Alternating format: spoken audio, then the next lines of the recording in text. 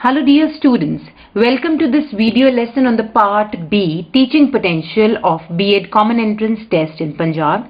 Today we will be focusing on the aptitude for teaching profession, teachers' personal characteristics and their adjustment, and further we go discussing the adjustment problems of human relation with students, colleagues and administration. So basically we are going to discuss about what is meant by having a teaching aptitude. Like if you are opting for this profession, do you have the teaching aptitude required for it, and what are the characteristics as a human being you should have if you have to become a teacher. And while going through this journey of teaching, while teaching in a school, you will be coming across your colleagues, your students, the administrators, the parents. So you will be making many relationships there. Now during making these relationships, you will be facing some adjustment issues also. So we will be discussing those adjustment issues as well. So let us quickly delve into these topics and understand them thoroughly. Okay dear students, now let us discuss what is teaching aptitude. But before delving into the meaning of teaching aptitude, it is important that we discuss what is aptitude. अब aptitude क्या है? It is your present ability which decides your future success in a vocation. तो आप में अब की वर्तमान की जो क्षमता है, काबिलियत है, जिसके आधार पे आप अपने भविष्य में किसी भी प्रोफेशन में, वोकेशन में कामयाबी हासिल करते हैं, तो उस काबिलियत को, उस क्षमता को हम एप्टीट्यूड कहते हैं. सो अगर इसी आधार पे देखते हैं, टीचिंग एप्टीट्यूड क्या होगी? It refers to the natural ability and inherent skills that make someone suitable for the teaching profession. So आपकी एक नेचुरल एबिलिटी है, one thing, and second thing is inherent skills है. नेचुरल मतलब ये जो ability है, आप किसी में टीचिंग एप्टीट्यूड है, किसी में जो है मेडिकल एप्टीट्यूड है, क्लरिकल एप्टीट्यूड है, तो ये सारी चीजें जो हैं वो कुदरती हैं, नेचुरल है, पहली बात. दूसरी, ये इनहेरेंट है, आपके अंदर है और जन्म से है, ठीक है. तो बाय बर्थ ही आप में कोई एप्टीट्यूड जो है भगवान ने ज्यादा डाला होता है. और टीचिंग एप्टीट्यूड के बारे में इंपॉर्टेंट क्या बात है, इसमें अलग अलग क्वालिटीज क्या इंक्लूड होती हैं. जिस भी व्यक्ति में टीचिंग एप्टीट्यूड है वो पेशेंस का जो है उसमें ट्रेट देखा जाएगा. ऐसा व्यक्ति जो है वो क्रिएटिव होगा, सृजनात्मकता होगी उसमें, एम्पैथी होगी उसमें. आपको पता है सिंपैथी से अलग होता है empathy. When we actually feel the need और the pain of the other person, उसको हम एम्पैथी कहते हैं. और ऐसा पर्सन जो है उसकी कम्युनिकेशन स्किल्स बहुत अच्छी रहती हैं, उसको लर्न करने की पैशन है और ज्ञान बांटने की पैशन है. टीचिंग एप्टीट्यूड हाई होने से हमारी जो क्वालिटी ऑफ एजुकेशन है उस पर बहुत असर पड़ता है कि हमारे विद्यार्थी जो हैं उनको गुड क्वालिटी ऑफ एजुकेशन देनी है तो उनको ऐसे अध्यापक दिए जाएं जिनका टीचिंग एप्टीट्यूड हाई है. जिन टीचर्स में हाई टीचिंग एप्टीट्यूड है वो बहुत ही जल्दी से अलग अलग टीचिंग मेथड्स को अडॉप्ट कर लेते हैं और ये बच्चों की नीड्स के हिसाब से अपने मेथड्स डिसाइड करते हैं. ऐसे नहीं कि मुझे लेक्चर मेथड से पढ़ाना तो मैं लेक्चर मेथड से ही पढ़ाऊंगी. No, I will see in my classroom what my students need, how will they be able to learn in a better way. तो उस हिसाब से मैं टीचिंग एप्टीट्यूड अगर मेरा हाई है तो मैं मेथड सिलेक्ट करूंगी. और ऐसे टीचर्स जो हैं वो क्लासरूम में बड़ा ही पॉजिटिव और एंगेजिंग लर्निंग एनवायरनमेंट, जहां टीचर और स्टूडेंट की लगातार अंतरक्रिया होती है, एक डेमोक्रेटिक सा एटमॉस्फेयर होता है और टीचर बड़े अच्छे से क्लासरूम के डायनेमिक्स को मेंटेन करती है. ऐसे क्लासेस में जहां टीचर्स के हाई टीचिंग एप्टीट्यूड है, लर्नर का लर्निंग आउटकम जो है वो अच्छा होगा. कोई भी टीचिंग लर्निंग प्रोसेस जो है सक्सेसफुल तब मानी जाती है जब बच्चों के जो नतीजे हैं, आउटकम्स हैं, लर्निंग आउटकम्स हैं, वो अच्छे आए और बच्चे जो हैं वो हाईली मोटिवेटेड रहें और उनकी एजुकेशनल सक्सेस जो है वो रहे. Okay, now in this slide we will talk about the key components of teaching aptitude. पहला component है passion for teaching. जो लोगों का टीचिंग एप्टीट्यूड हाई रहेगा उनमें एक जेन्युइन इंटरेस्ट होगा कि वो अपने शिक्षार्थियों को, लर्नर्स को, स्टूडेंट्स को लर्न करवाएं और उनकी एजुकेशनल ग्रोथ मैक्सिमम हो। इनका जो पैशन है वो बेसिक सा नहीं है, ये नहीं कि सिर्फ अपना सिलेबस फिनिश किया और बच्चों को समझाया, क्लास से निकल गए। No, they will like to inspire their students and they will ensure कि लर्निंग एनवायरनमेंट जो है वो एंजॉयबल रहे। ऐसे टीचर्स जो हैं वो खुद मोटिवेटेड रहते हैं, पैशन है उनमें कि वो अपने क्लासरूम का एनवायरनमेंट जो है वो बहुत ज्यादा पॉजिटिव जो है बनाएं, ताकि लर्नर्स जो हैं वो क्लास में एंगेज्ड रहें। सेकेंड कंपोनेंट है, ऐसे टीचर्स जो हैं उनके स्ट्रॉन्ग कम्युनिकेशन स्किल्स होते हैं, वो अपनी बात को इफेक्टिवली कन्वे कर सकते हैं। अब मैंने बहुत बार देखा है पढ़ाते हुए जैसे प्यूपिल टीचर्स को, तो कई बार बच्चे ऐसे बोलते हैं कि मैम समझ तो आ गया पर समझाना नहीं आता। तो ये वाला जो गैप है, ये टीचिंग एप्टीट्यूड लो की निशानी है। अगर कोई हाई टीचिंग एप्टीट्यूड वाला है तो उसको अगर मैं 2 लाइनों में बात बताऊंगी, वो 4 लाइनों में उसकी व्याख्या कर सकेगा। तो उसमें कम्युनिकेशन स्किल काफी स्ट्रांग होगा, और ये कम्युनिकेशन वर्बल भी होगी और नॉन वर्बल भी। अब बात आती है वर्बल क्या है? वर्बल मौखिक, जिसमें भाषा का प्रयोग हो रहा है, तो बोल के आप अपनी भाषा के प्रयोग से अपनी बात समझा रहे हो। पर समझाते समझाते आप कुछ इशारों का, एक्शंस का, जेस्चर्स का भी यूज करते हो, वो नॉन वर्बल कम्युनिकेशन है, और दोनों ये मैच ही करते होते हैं। ठीक है जी। तो अच्छी कम्युनिकेशन स्किल्स जो हैं वो टीचर को हेल्प करती हैं कि वो मुश्किल से मुश्किल कंसेप्ट, कॉम्प्लेक्स कंसेप्ट्स को अच्छे से, इतने सरल ढंग से बच्चों को बताएं कि बच्चे उनको ग्रास्प कर जाएं, उनको जज़ब कर ले। तीसरा कंपोनेंट टीचिंग एप्टीट्यूड का है क्रिएटिविटी और इनोवेशन। जो हाई टीचिंग एप्टीट्यूड वाले टीचर्स हैं वो एक नेचुरल उनमें ढंग होगा कि वो रूटीन तरीके से लेक्चर से नहीं पढ़ा के आएंगे। They will ensure some creativity in the classroom, so they will adopt some creative methods while teaching. जैसे लेक्चर तो दिया, साथ में कुछ डिस्कशन करा ली, साथ में कुछ एक्टिविटी करवा ली, या सारा मेथड ही डिस्कशन मेथड यूज कर लिया, या कुछ प्रॉब्लम सॉल्विंग मेथड से पढ़ा दिया। अलग अलग मेथड्स हैं, तो वो अच्छे से अच्छे न्यू से न्यू इनोवेटिव मेथड को अडॉप्ट करके अपनी टीचिंग को और ज्यादा इंटरेस्टिंग बनाएंगी। और ऐसे टीचर्स जो हैं इनोवेटिव टीचिंग स्ट्रैटेजीज, मतलब न्यू टीचिंग स्ट्रैटेजीज को जल्दी से जल्दी अडॉप्ट करेंगे। अब टीचिंग भी कोई स्टैटिक सा वेरिएबल नहीं है, टीचिंग में भी न्यू रिसर्च होती रहती है, न्यू थ्योरीज आती रहती है, न्यू मेथोडोलॉजीज आती रहती हैं। तो ऐसे टीचर्स इन टच रहेंगे ऐसे मेथोडोलॉजीज के, कि अगर कंस्ट्रक्टिविज्म आया है तो उससे कैसे पढ़ाएंगे, अगर पीयर टीचिंग का कंसेप्ट है तो उसको कैसे यूज करेंगे, अगर टीम टीचिंग का कंसेप्ट है तो इसको कैसे यूज करेंगे। तो ऐसे टीचर्स न्यू चीजों को अपनी क्लासरूम में यूज करते रहेंगे, और बच्चों को एक हैंड्स ऑन एक्टिविटीज, मतलब प्रैक्टिस, हैंड्स ऑन का मतलब खुद हाथ से करना है ना, तो अगर वो कुछ भी थ्योरेटिकल करा रहे हैं तो वो प्रैक्टिकल उनको कुछ करने के लिए भी देते रहेंगे उस एक्टिविटी को अच्छे से, वो ताकि समझ पाए। और ऐसे टीचर्स हमेशा इंश्योर करेंगे कि लर्निंग में वो रियल लाइफ के एग्जाम्पल्स को यूज करें, ताकि लर्निंग स्टूडेंट्स को बेनिफिशियल और यूजफुल लगे, ये ना लगे कि ये क्या बेकार हम पढ़ रहे हैं। अगर लर्निंग का रियल लाइफ में हमको उदाहरण मिलता है तो हम उस लर्निंग को हमेशा लेते हैं। और ऐसे टीचर्स हमेशा अपने बच्चों का इंटरेस्ट मेंटेन करने की कोशिश करेंगे, उनके लर्निंग एक्सपीरियंस को एनरिच करेंगे और यूजफुल बनाएंगे। अब फोर्थ कंपोनेंट इसमें है क्लासरूम मैनेजमेंट स्किल्स। जो टीचर जिसमें टीचिंग एप्टीट्यूड हाई है वो क्लास में डिसिप्लिन भी मेंटेन करेगा और क्लासरूम के एनवायरनमेंट को बड़ा कंड्यूसिव रखेगा, जिसमें लर्निंग अच्छे से, कंड्यूसिव जो सपोर्ट करती है ना, लर्निंग सपोर्टिव एनवायरनमेंट क्रिएट करेगा। ऐसा नहीं कि तानाशाही वाला वातावरण होगा, पर हाँ डिसिप्लिन होगा ताकि लर्निंग के गोल्स अच्छे से अचीव हो सके। ऐसे क्लासरूम मैनेजमेंट में वो अपने बच्चों को अपनी क्लियर एक्सपेक्टेशंस उनसे बता देगा कि मैं क्लास में ये पढ़ाने लगा हूं और इस क्लास के एंड पे हमें ये सब आ जाना चाहिए और इस तरह का बिहेवियर हम सब रखेंगे।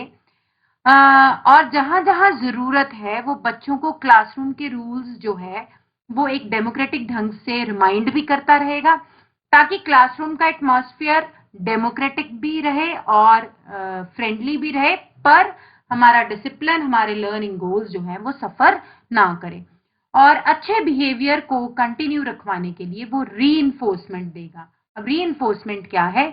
रीइंफोर्समेंट कोई भी ऐसा पॉजिटिव टोकन है जो अच्छे बिहेवियर के बाद टीचर बच्चों को देता है। जैसे बच्चे ने अच्छा आंसर दिया या वेल बिहेव्ड है तो आप उसको गुड, वेरी गुड, या छोटी क्लासेस में हम एक कैंडी दे देते हैं, चॉकलेट दे देते हैं।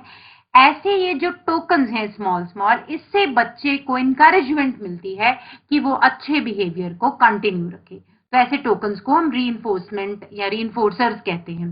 डिटेल्स आप जब बीएड की थ्योरी करोगे, जब बीएड में एडमिशन लोगे, तो इस बारे में आपको पता चलेगा। नेक्स्ट कंपोनेंट है इसके कंटिन्यूस लर्निंग के लिए ऐसा टीचर जो है वो एफर्ट्स करता है।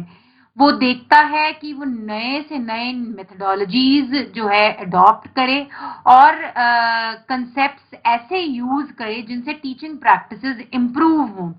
ऐसे टीचर्स जो हैं वो अपने प्रोफेशनल डेवलपमेंट पर बहुत ध्यान देते हैं और लगातार जो है वो वर्कशॉप, सेमिनार्स वगैरह अटेंड करते हैं ताकि उनको अपडेटेड नॉलेज इस फील्ड की कि टीचिंग में नया क्या हो रहा है, हम कैसे अपने विद्यार्थियों को और बेहतर पढ़ा सकते हैं, उसके लिए वो यत्नशील रहेगा, ट्राई करता रहेगा कि उसके टीचिंग स्किल्स जो हैं वो इनहैंस हो, इम्प्रूव हो।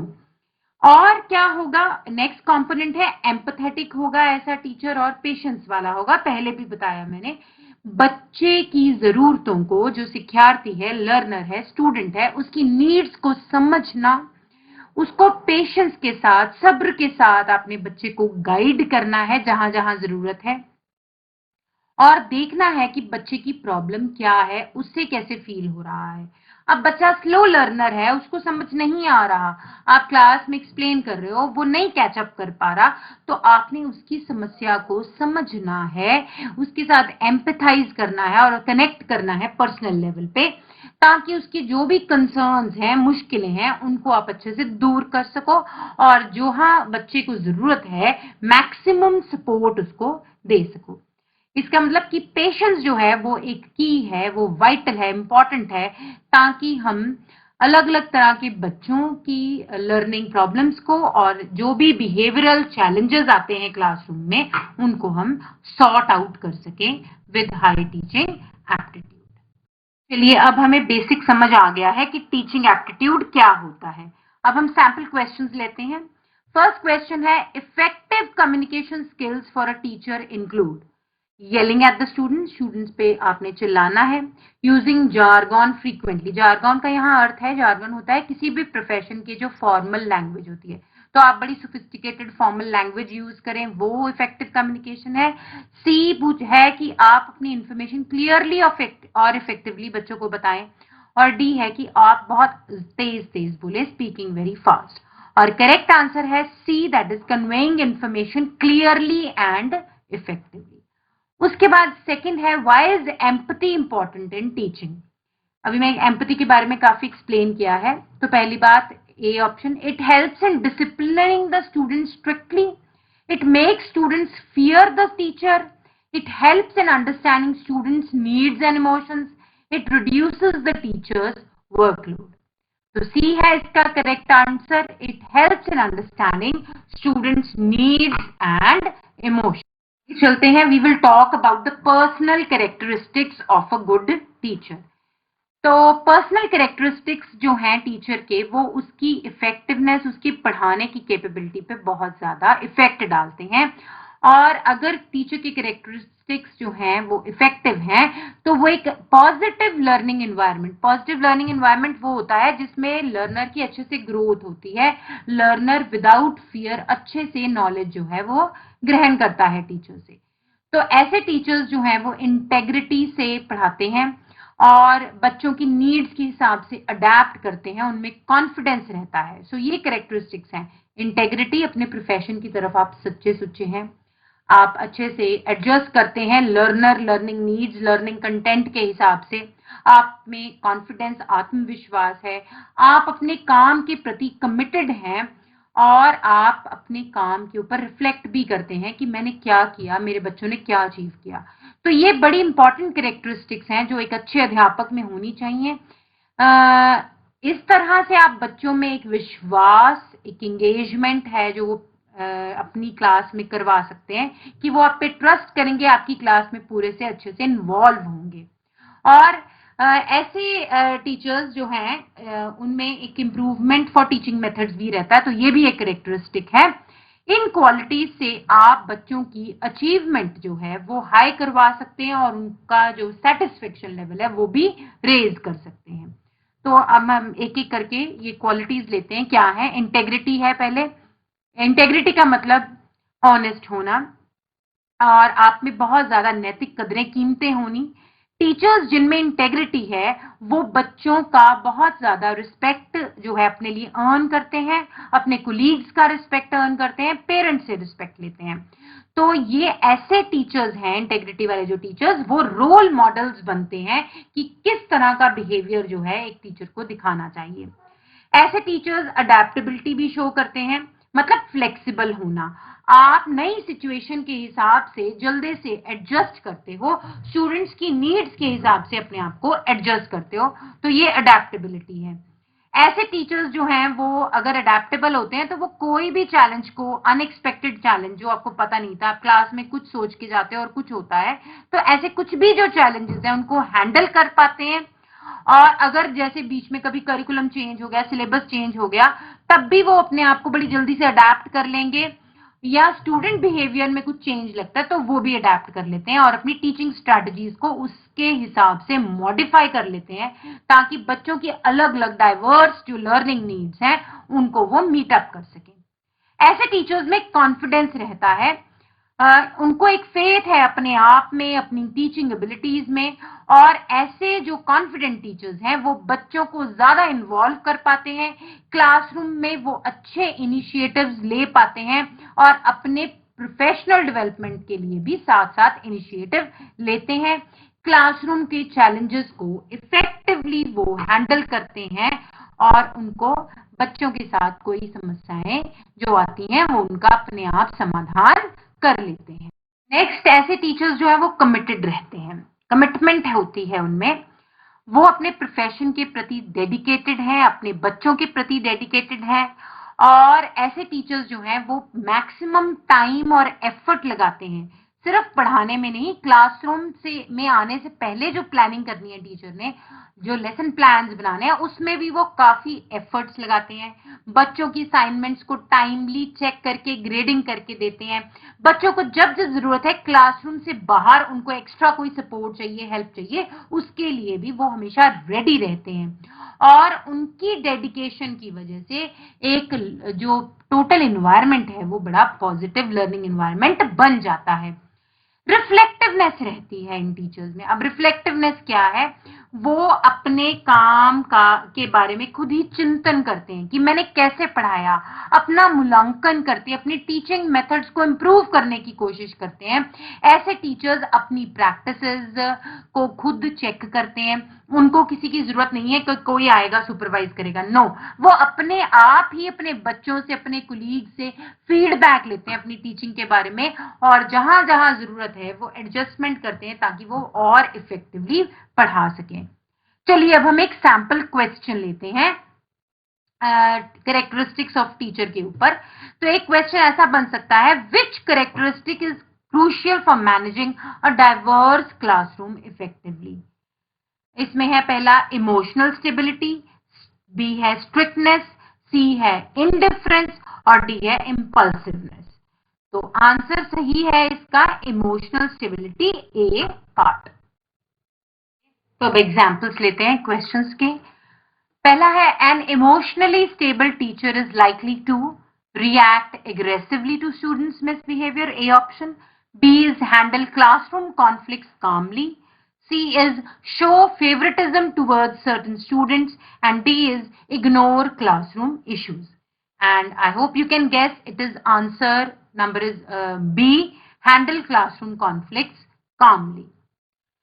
एक और लीजिए question, which characteristic is crucial for managing a diverse classroom effectively? A, emotional stability, B, strictness, C, indifference, D, impulsiveness. And the answer is emotional stability, A option. चलिए आगे अब हम नेक्स्ट कंसेप्ट लेते हैं, एडजस्टमेंट इन टीचिंग प्रोफेशन। अब अच्छे teacher जो हैं उनको टीचिंग प्रोफेशन में एक इम्पॉर्टेंट ट्रेड जो चाहिए वो है एडजस्टमेंट का। इसका मतलब कि टीचर कितने अच्छे से अलग अलग जो चैलेंजेस हैं या अलग अलग जो इन्वायरमेंट्स हैं उनमें अपने आप को अडेप्ट कर लेता है। ठीक है, अब इसमें क्या क्या आ जाएगा एडजस्टमेंट में कि आपका वर्क एटमॉस्फेयर अगर स्ट्रेसफुल है तो आप क्या अच्छे से इफेक्टिवली मैनेज कर पा रहे हैं स्ट्रेस को, क्या आप अपने पर्सनल और प्रोफेशनल लाइफ में बैलेंस बना पा रहे हैं। ऑब्वियसली अगर इम्बैलेंस हो जाएगा तो आप फ्रस्ट्रेटेड होंगे, तो एडजस्टमेंट नहीं हो पाएगी। क्या आप अपने स्टूडेंट्स के साथ, पेरेंट्स के साथ, कोलीग्स के साथ अच्छे से डील कर पाते हैं कि नहीं, ये भी एडजस्टमेंट का एक ट्रेट है। और इफेक्टिव एडजस्टमेंट जो है वो इंश्योर करती है कि टीचर्स जो हैं वो हमेशा मोटिवेटेड रहें। तो आपका अपने आप ही अपने काम के प्रति एक मोटिवेशन लेवल होगा कि मुझे काम अच्छे से करना है, अच्छे से पढ़ाना है। आप स्ट्रेस को इफेक्टिवली हैंडल कर पाओगे और एक अच्छा सा हेल्दी वर्क लाइफ बैलेंस जो है वो मेंटेन रख पाओगे। इसके अलावा जब आप वेल एडजस्टेड होगे अपने प्रोफेशन में तो आपको जॉब सेटिस्फेक्शन होगी, आपका बर्न आउट नहीं होगा। बर्न आउट एक बड़ा प्यारा सा वेरिएबल है साइकोलॉजी का। बर्न आउट जैसे कैंडल बर्न आउट होती है। अब जो टीचर है वो भी एक कैंडल की तरह है और वो अपने आप को बर्न करता है, अपनी लॉ से बच्चों को रोशनी दे रहा है। पर वो बर्न आउट इतनी तेजी से ना हो कि प्रोफेशन में अभी आपको 4 साल, 5 साल, 10 साल हुए और आपको लगता है मैं तो खत्म हो गया या हो गई और मेरे में अब कुछ नहीं बचा। तो कई बार वर्क एटमॉस्फेयर इतना स्ट्रेसफुल होता है और आप उस स्ट्रेस को मैनेज नहीं कर पाते तो आपको बर्नआउट फील होता है। ठीक है जी। तो अगर टीचर एडजस्टेड रहेगा तो बर्नआउट भी नहीं उसका जल्दी से होगा और वो अपनी परफॉर्मेंस भी इंप्रूव करता चला जाएगा। और हम कह सकते हैं कि जो वेल एडजस्टेड टीचर है उसके पास ज्यादा काबिलियत है, ज्यादा वो निपुण है, इक्विप्ड है एक अच्छा लर्निंग एटमॉस्फेयर, एक सपोर्टिव लर्निंग, एक प्रोडक्टिव लर्निंग एटमॉस्फेयर क्रिएट करने। चलिए अब हम टीचर एडजस्टमेंट पे कुछ क्वेश्चंस देखते हैं, sample questions. Maintaining a work life balance helps teachers to A burn out quickly, B be more productive and happy, C neglect their teaching responsibilities, D increase stress levels। So अब इसका obviously answer जो है वो है B, that is B more productive and happy. Next एक example लीजिए। A supportive work environment for teachers is characterised by A isolation from colleagues, B competition among teachers, C collaboration and positive relationships, and D neglecting professional development। सही answer इसका है C part, collaboration and positive relation। Now let's move to the next concept, that is adjustment problems of human relations with students, colleagues and administration। अब जब teacher जो है वो school में पढ़ा रहा है उसने कई सारे रिलेशंस जो हैं ह्यूमन रिलेशंस उसके बिल्ट होंगे। अपने सबसे पहले इंपॉर्टेंट है अपने स्टूडेंट्स के साथ रिलेशन बिल्ट होंगे, अपने कुलीग्स के साथ होंगे, प्रशासक के साथ, एडमिनिस्ट्रेशन के साथ रिलेशंस बिल्ट होंगे। अब जब रिलेशंस बनेंगे तो रिलेशनशिप्स को निभाने में प्रॉब्लम्स भी आएंगी। तो कैसी एडजस्टमेंट प्रॉब्लम्स जो हैं वो टीचर फेस करता है और क्या राइट स्ट्रैटेजीज जो हैं वो अडॉप्ट करे ताकि उसको कोई भी अगर रिलेशनशिप में प्रॉब्लम है तो वो कैसे उनको सॉर्ट आउट करे। तो इसमें उसको एक इफेक्टिव कम्युनिकेशन की इसमें जरूरत है। ऑब्वियसली आपकी कम्युनिकेशन स्किल्स बहुत ही इंपॉर्टेंटली डिसाइड करती हैं कि आपके रिलेशनशिप कैसे रहेंगे। क्या आप कोलैबोरेशन कर पाते हैं, क्या आप अडेप्ट कर पाते हैं जो भी नए चैलेंजेस आपको वर्क प्लेस पे हैं, और क्या आपको याद रहता है कि ह्यूमन रिलेशनशिप्स को इम्पोर्टेंस देनी है और ये इम्पोर्टेंस जो है वो टीचर के टीचिंग करियर को इफेक्ट करती है और उसको हेल्प करती है कि वो अच्छे से लर्निंग एनवायरनमेंट जो है वो क्रिएट कर पाए। सो क्या एक टीचर समझ रहा है कि मेरा relationship with my colleagues, my students, my administration is going to affect my work productivity? अगर वो ये समझता है तो वो अपने आप अपने रिलेशनशिप की प्रॉब्लम्स जो है उनको हल करने की कोशिश करेगा और फर्स्ट प्लेस पे कोशिश करेगा कि प्रॉब्लम्स आए ही ना, और अगर आ जाती हैं तो उनको सॉल्व करने पे वो पूरी अटेंशन देगा। तो कैसी प्रॉब्लम्स हैं जो टीचर फेस कर सकता है? देखिए, आपने एक डाइवर्स क्लासरूम को पढ़ाना है। डाइवर्स मतलब बहुत सारे बच्चे हैं जो अलग-अलग लैंग्वेज, कल्चर और सोशियो इकोनॉमिक स्टेटस से आ रहे हैं, मतलब उनका बैकग्राउंड डिफरेंट है। तो डाइवर्सिटी आपको समझ आनी चाहिए कि भिन्नता है आपकी क्लासरूम में। तो इसका मतलब अलग-अलग इंडिविजुअल्स, अलग-अलग पर्सनैलिटी वाले इंडिविजुअल्स बैठे हैं, चाहे उनका एज ग्रुप सेम रहेगा, बट आप देखेंगे फिर भी उनकी पर्सनैलिटीज डिफरेंट है, उनकी लर्निंग नीड्स डिफरेंट रहेंगी।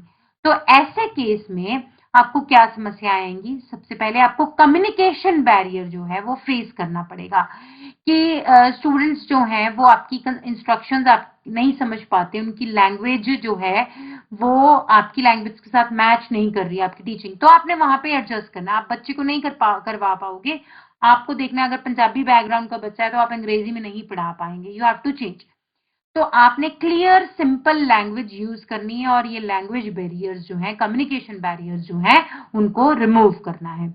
फिर आपको बिहेवियरल इश्यूज भी आ सकते हैं कि बच्चा जो है वो क्लासरूम में डिसरप्टिव जो है बिहेवियर, जो आपको मतलब टीचिंग के लिए नहीं चाहिए, टीचिंग लर्निंग के लिए नहीं, तो वो क्लासरूम के डिसिप्लिन को खराब करने वाला बिहेवियर शो कर रहा है और आपका लर्निंग एनवायरनमेंट स्पॉइल हो रहा है। तो आपने यहाँ पे बच्चों को अपने क्लियर रूल्स, क्लासरूम के टीचिंग लर्निंग एनवायरनमेंट के रूल्स जो हैं, और अगर उन रूल्स को तोड़ा जाए तो क्या कॉन्सिक्वेंस होगा, रूल्स को ओबे किया जाए तो क्या उनको पॉजिटिव रिजल्ट मिल सकता है, ये क्लियरली कन्वे करना है। मतलब आपको जो क्लासरूम है उसमें आपने बॉस तो रहना है बट फ्रेंडली बॉस रहना है, ये आपने याद रखना है कि इतना ज्यादा ऑटोक्रेटिक भी ना हो और इतना ज्यादा फ्रेंडली भी ना हो कि लर्निंग के गोल्स अचीव ना हो पाए। तो एक पॉजिटिव लर्निंग एनवायरनमेंट आपने इंश्योर करना है, क्लासरूम बिहेवियर को अच्छे से मैनेज करना है। फिर आपने बच्चों का ट्रस्ट बिल्ड करना है। एक रिलेशनशिप जिसमें बच्चा आप पे ट्रस्ट करता है, उसे पता है कि आप उसकी नीड्स को समझेंगे, वो अपनी प्रॉब्लम्स आपको अच्छे से कन्वे कर पाता है और उसको लगता है अप्रोचेबल हो। ठीक है, बच्चा इतना डर नहीं रहा कि आपको बता ही ना सके मुझे समझ नहीं आ रहा है या मुझे ये प्रॉब्लम है, वैसा वातावरण नहीं चाहिए आपको। और आपने एक बच्चों के लिए एक safe place, classroom should be a safe place जहां हर बच्चे को लगे कि मैं क्लास का इंपॉर्टेंट पार्ट हूं और मेरी अपनी एक रिस्पेक्ट है क्लास में। तो ऐसा एनवायरनमेंट आपने जो है वो क्लासरूम में बिल्ड करना है। अब सैंपल क्वेश्चंस देखिए, एडजस्टमेंट जो रिलेशनशिप्स में उसके ऊपर, which of the following is an effective strategy to manage classroom behaviour? A, ignoring disruptive behaviour, B, establishing clear rules and consequences, C, focusing only on high performing students, and D, punishing students publicly, कि class में उनको हमने punish किया। तो answer इसका है B, establishing clear rules and consequences. एक और देखिए, how can a teacher effectively address communication barriers in a diverse classroom? A, use only one method of communication, B, enjoy multiple teaching aids like visual aids, gestures and simple language, C, expect students to adapt quickly without additional help, and D, avoid repeating instructions to save time. तो सही answer है B, employ multiple teaching aids like visual aids, gestures and simple language. Next अब students का देखने के बाद हम colleagues के साथ एडजस्टमेंट प्रॉब्लम्स की बात करेंगे।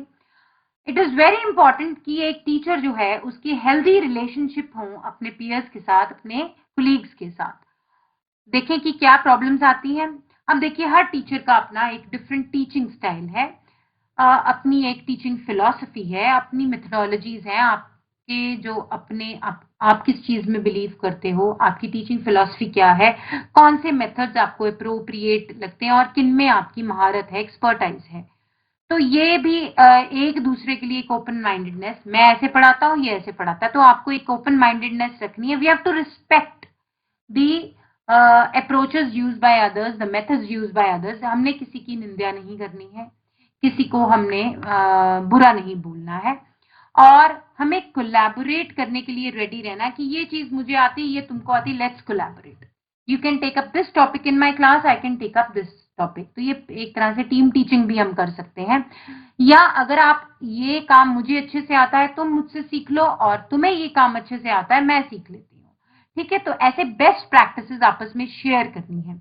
अब काम करते करते कॉन्फ्लिक्ट तो आएगा ही वर्क प्लेस में. तो डिसएग्रीमेंट जब आती है तो उनको हमने प्रोफेशनली एड्रेस करना है. तू मैं नहीं करनी, एक दूसरे को भला बुरा नहीं बोलना. एक अच्छे प्रोफेशनल कंस्ट्रक्टिव ढंग से हमने इस कॉन्फ्लिक्ट को सॉल्व करना है और सोल्यूशन ढूंढने पे जोर देना है बजाय कि ब्लेम करें. फिर टीम वर्क एंड कोलैबोरेशन. जब आप अकेले बैठ के काम करते हो तो उससे आपकी प्रोफेशनल ग्रोथ बहुत ज्यादा हैम्पर होती है. तो हमने टीम एक्टिविटीज करनी है, हमने अपने रिसोर्सेज को कोलीग्स के साथ शेयर करना है, एक दूसरे को सपोर्ट करना है. कोलैबोरेशन से हम एक बेहतर लर्निंग एनवायरनमेंट, बेहतर टीचिंग एक्सपीरियंस जो है वो कर सकते हैं और बच्चों को बेस्ट रिजल्ट्स जो है वो दे सकते हैं. चलिए अब सैंपल क्वेश्चन लेते हैं. In a professional setting, the best way to build mutual respect among colleagues is to A. Frequently compliment their personal appearance. B. Recognize and appreciate their professional contributions. C. Compete with them to showcase your own strengths. And D. Keep to yourself and avoid interactions. And the appropriate choice is B. That is, recognize and appreciate their professional contribution. Second question could be, when receiving critical feedback from a colleague, the best approach is to A. Become defensive and justify your actions. B. Listen carefully, thank them for their input and reflect on the feedback. C. Ignore the feedback completely. And D. Criticize them in return. So the appropriate answer or the correct answer is B. Listen carefully, thank them for their input and reflect on the feedback. तीसरी तरह की जो adjustment problems हमें आती हैं वो है administration या प्रशासन के साथ. अब प्रशासन जो है, स्कूल एडमिनिस्ट्रेशन जो है, वो उसका बड़ा इंपॉर्टेंट रोल रहता है और एक टीचर को चाहिए कि वो एडमिनिस्ट्रेटर्स के साथ एक अच्छा गुड जो रिलेशनशिप है वो बिल्ड इन रखे ताकि उसका टीचिंग एक्सपीरियंस वहां पे स्मूथ रहे. तो क्या कॉमन मुद्दे जो वो आ जाते हैं, पहला है पॉलिसी एंड प्रोसीजर चेंज. अब स्कूल्स में हमेशा न्यू पॉलिसीज इंप्लीमेंट होती रहती हैं, तो इसके बारे में पहले तो टीचर को इन्फॉर्म्ड रहना चाहिए और जैसे जैसे कुछ नए रूल्स, कुछ नए प्रोसीजर्स आ रहे हैं उनके साथ अपने आप को अडेप्ट करना वो बड़ा इंपॉर्टेंट है. मीटिंग्स रेगुलरली अटेंड करना, जो भी अपडेट नोटिस आ रहे हैं उनको देखना, और जहां पे समझ नहीं आ रही वहां आप अप्रोच करिए एडमिनिस्ट्रेटर को और उसको क्लैरिटी जो है वो लें. और आपको हर हालत में इन चेंजेस के साथ अपने आप को एडजस्ट करना है. तो वहां पे कई बार प्रॉब्लम आ सकती है, कई बार कुछ टीचर्स जो हैं वो चेंजेस को बहुत ज्यादा पॉजिटिव स्ट्राइड्स में नहीं ले पाते. सेकेंड है लैक ऑफ सपोर्ट. कई बार ऐसा होता है कि आपको लगता है आपकी एडमिनिस्ट्रेशन स्कूल की आपको सपोर्ट नहीं करती. तो कोई बात नहीं, अगर आपको ऐसा फील हो रहा है आप इस चीज को अच्छे से हेल्दी ढंग से कम्युनिकेट करें और वो प्रोफेशनल ढंग से, पर्सनल कुछ नहीं लेके आना इसमें. आप नेसेसरीज जो भी आपको रिसोर्सेज चाहिए, जो भी सपोर्ट सिस्टम चाहिए जिससे आपका भी भला होगा और स्कूल का भी और टीचिंग लर्निंग प्रोसेस का भी भला होगा, वो आप बताइए कि मुझे पढ़ाने के लिए ये चीज चाहिए, इस चीज की दिक्कत है, वो कन्वे कीजिए अच्छे से हेल्दी ढंग से. और तीसरा है professional development.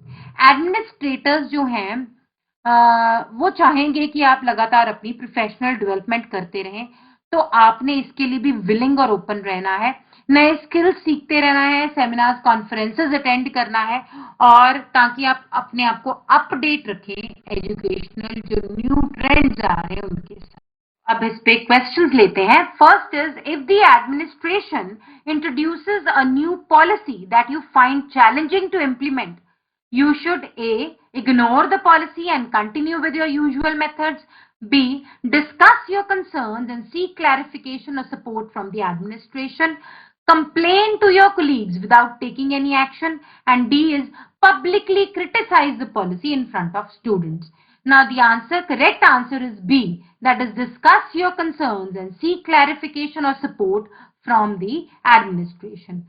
The second question could be, to effectively adjust to new policies and procedures, a teacher should A. Ignore the changes and continue with the old methods. B. Stay informed and adaptable. C. Complain to the colleagues about the changes. D. Refuse to implement the new policies. And the right answer is B. Stay informed and adapt. So here we come to the end of this video, and I hope you found it useful. So dear students, remember that you need to have the right teaching aptitude for teaching profession if you want to become a successful teacher, and you should have all those personal characteristics which are required to become an effective teacher. Remember, teaching is just not imparting knowledge. It is much more than that. You have to inspire, guide your students to reach their full potential. So you have to be continuously, doing the work of a friend, philosopher and guide, so that your students can achieve heights of excellence. And also remember, understanding and appreciating your students is important, and as well as you have to understand the various relationship problems you are facing with your students or your colleagues or administrators, and you have to address those problems well in time so that they do not mar the teaching efficiency inside you. So be a compassionate teacher. Wish you all the best.